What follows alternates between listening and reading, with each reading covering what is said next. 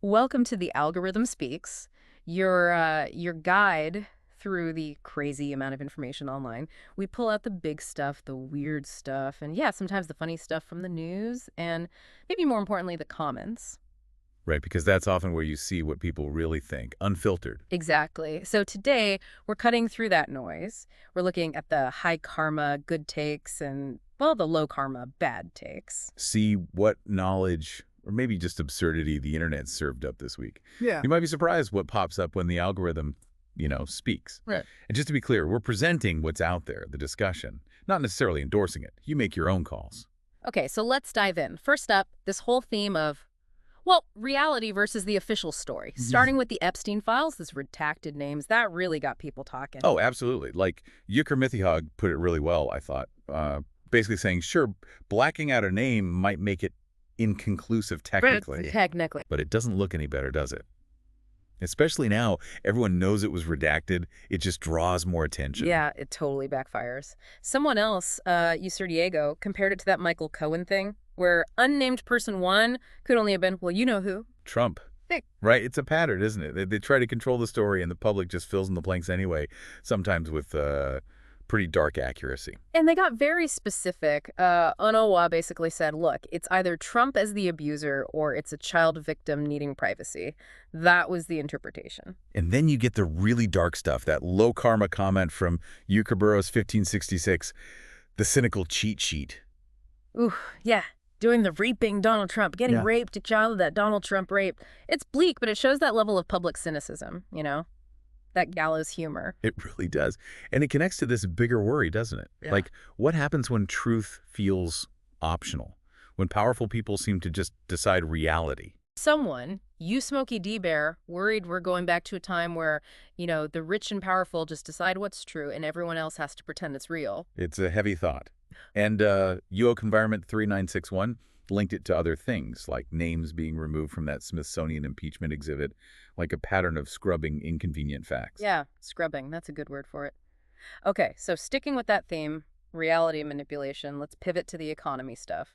The story about Trump firing the person behind the revised down jobs numbers. Right. And the online reaction, like from youth and Navy Sox with tons of upvotes, was basically he's afraid of reality, that he just wants to determine reality for his base. That phrase, determine reality, is something else. It is. And you saw comments like you, Jimmy Ramone, 17, calling him a postmodernist moron who believes in his truth, and his followers just go along with it. So the fear then expressed by Euler Pele was like, soon we won't get any accurate economic data from the government. Independent folks will figure it out, but the official line will just be a lie. Yeah, basically, ignore the evidence of your eyes and ears. That's the quote they used. It shows this deep distrust that builds up when people think the numbers are being messed with. It leads to those cynical jokes, right? Like extra zeros written in Sharpie on the reports. Or you Tranquil Sea Otter predicting anyone who acknowledges reality just gets fired. It's a recurring thing in the comments, is perceived disregard for facts. But then you always get the other side. That flipper low karma comment from You Make God Great Again, just flat out saying, the economy is the strongest it's ever been in history. Total opposite ends of the spectrum. The echo chambers are real. Absolutely. So whether it's redacted files or job numbers, what we're seeing discussed isn't just disagreement. It's like the idea of a shared reality is crumbling. Truth becomes a weapon, used to rally your side, not describe the world. That's a really strong point. Okay, so we've seen how official info gets questioned. Let's dig into another huge, disturbing narrative, the Epstein stuff again, but focusing on survivor testimony and how the media shapes things. Yeah, the testimony from a survivor who said she met Trump at Mar-a-Lago when she was 14 and was in his Miss Teen USA pageant. That detail, highlighted by UK Pictorials, got a ton of attention. And the thing is, as Buzz Lightyear pointed out, this wasn't exactly new, right? This was known before he was elected the first time. Exactly. That's the baffling part for many commenters. The information is out there, but for a lot of people, it just doesn't land. Or, as you more Padraig put it, they just refuse to listen to the 14-year-old rape victim. It's like narrative trumps facts, which brings us to those psychological defenses people use. Commenters mentioned kettle logic. Right. Freud's idea. It's where you throw out a bunch of contradictory excuses hoping one works. Yeah. Like a Majestic 7 and Yuma Dramer described it as, there's no list. Then, okay, there is, but I'm not on it. Then, okay, but they planted me there. Yeah, just keep shifting the goalposts. Precisely. And then there's the narcissist prayer that Itati Mason no one laid out so clearly. Oh, yeah, that one's brutal. Walk us through it again. It's like a script for denial. That didn't happen, and if it did, it wasn't that bad. And if it was, that's not a big deal. And if it is, that's not my fault. And if it was, I didn't mean it. And if I did, you deserved it. Wow. That really does capture a certain kind of deflection you see online and, well, offline, too. It absolutely does. It's a framework for avoiding responsibility. Okay, now, Joe Rogan's been talking a lot about Epstein lately. What were people saying about his focus on it? Well, some commenters, like You Future Raspberry 780, were quick to point out that Trump's reputation as a, quote, pervert and predator wasn't exactly secret before people like Rogan endorsed him. Remember the Access Hollywood tape? Right. So the sudden intense focus now feels a bit late or maybe selective to some users? That's the vibe from some comments, yeah. Like Yusel Tanlax just flat out said, Rogan only cares about ratings and advertisers. Yeah. Basically suggesting the outrage might be, performative.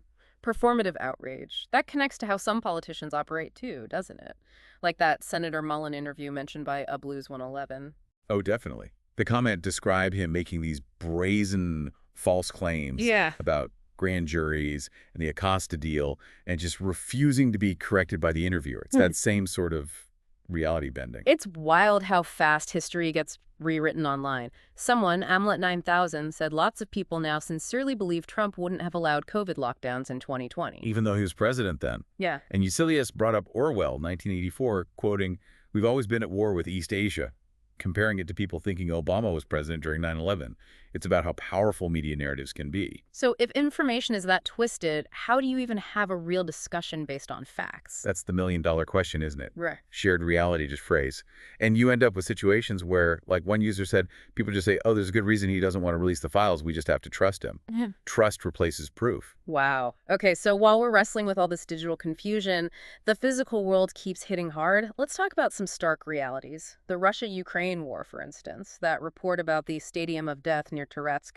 Yeah, 50,000 Russian casualties reported in one area. As Uconnect speaker pointed out, that's nearly the total U.S. deaths in the entire Vietnam War. Just staggering numbers. And the online analysis got pretty dark, too. Upluralnesticity argued the war is basically a domestic purge for Russia, getting rid of dissenters. A grim take. And UQ, the strongest avenger, expanded on that, suggesting Russia's recruiting the poor, rural populations, ethnic minorities, almost like a twisted form of population control. Jeez. Though, perspective is weird. Unidentifiable did the math and said, look, 250K deaths is still barely a scratch in a population of 140 million, especially compared to their WWII losses. The scale is just hard to grasp. It really is. But leave it to the internet to find some pattern-based humor, even here. UScreenTricky4257 brought up the bald, hairy leader theory again for Russia. Oh, yeah. Nicholas, hair, Lenin, bald, Stalin, hair, all the way to Putin, bald. So the next leader has to have hair, right? According to the theory. It's absurd, but maybe a little comforting in its predictability. Meanwhile, you add low karma comments like you Scandinavian emperor saying Ukraine is cooked because Russia just has more resources. Right. Okay, shifting from man-made disaster to natural ones. Those tsunami alerts after the quake near Russia. Yeah, an 8.7 magnitude quake is huge. And there was a bit of confusion online, someone asking why a 9-foot wave was a big deal. Right, U208 Breezy seemed like maybe they were picturing a surfing wave. Probably. But You Exultant Sandwich explained it clearly. That's the wave height out in the deep ocean. When it hits shallower water near shore, all that water gets pushed up, becomes much, much higher and more powerful. And deadly, right, even a small one. Exactly. Enraged Koala stressed that even a 50-centimeter wave, less than 2 feet, can sweep you away with debris. People underestimate the power. But it's good to see that knowledge sharing happened quickly online. Definitely. Okay, back to domestic stuff. Ohio is considering a bill to make a registry of people who skip job interviews. Yeah, the idea, explained by user Pooping Pooper, seems to be targeting benefits fraud. People supposedly skipping interviews just to keep collecting unemployment. But the immediate reaction online was, well, predictable. You Pallahan, that brilliant comment. Okay, so are we making a registry for employers who ghost hundreds of applicants? No. Shocker. Right. It points out that perceived double standard, the power imbalance in the job market that people always talk about. Yeah, and you drag not Tisardia just put it bluntly, pro-business, affect the employees. Yeah. That was the cynical take. Though, of course, you had low karma support for the bill, like You Conscious Mind 7273 talking about suckling off the government tit. Always the different perspectives. And speaking of awkward situations and irony, that story about the police officer in Maine, an undocumented immigrant on the force, arrested by ICE, and his colleagues apparently missed him. Irony is thick there. Ura Lavender's comment was perfect. Headline: Police officers on the verge of feeling empathy for the first time in their lives. Ouch.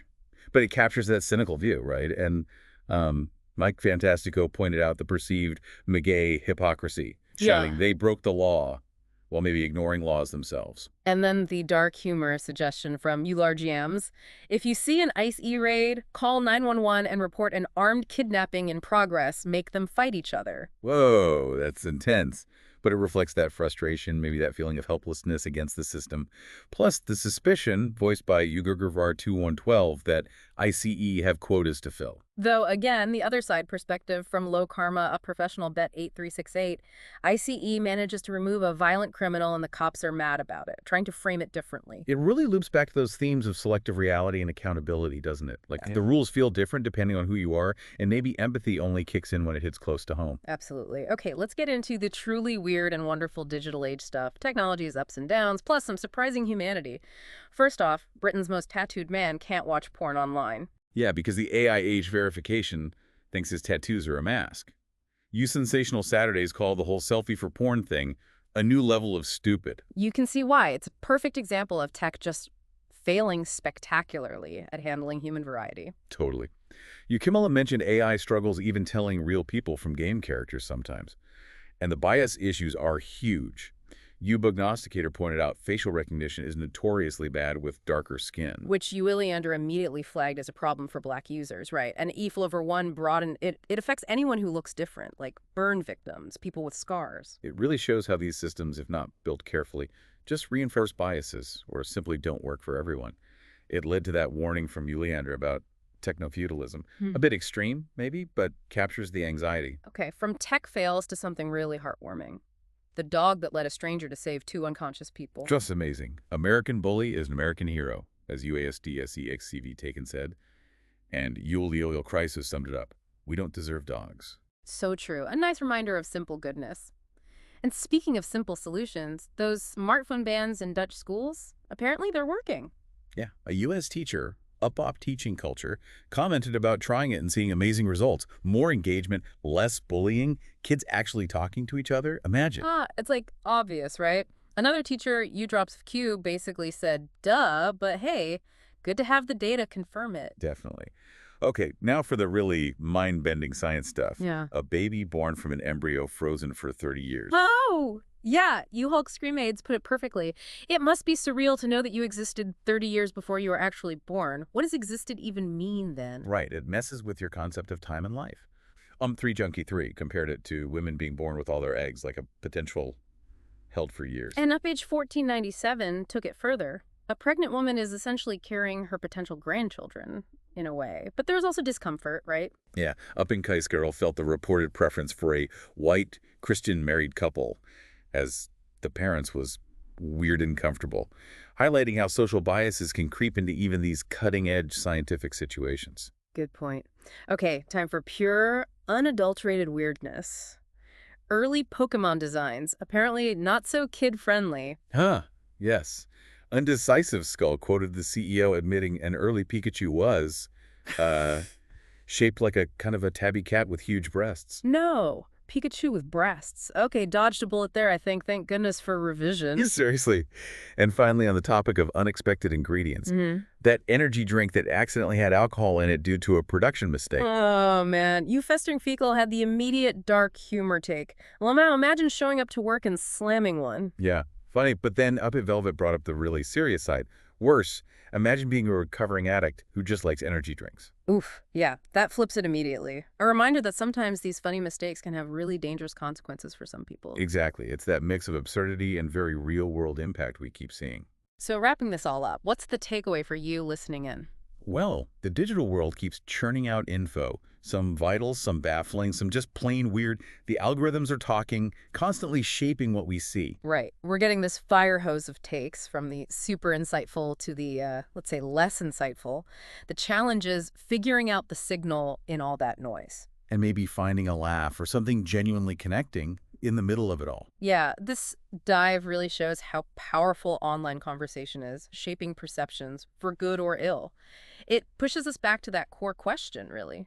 When reality itself feels debatable, when tech keeps changing how we see things, how do you decide what to trust? And maybe more importantly, what do you do with that belief? What actions does it lead to in your life? Something to chew on. Keep asking those questions. Until next time, keep diving deep.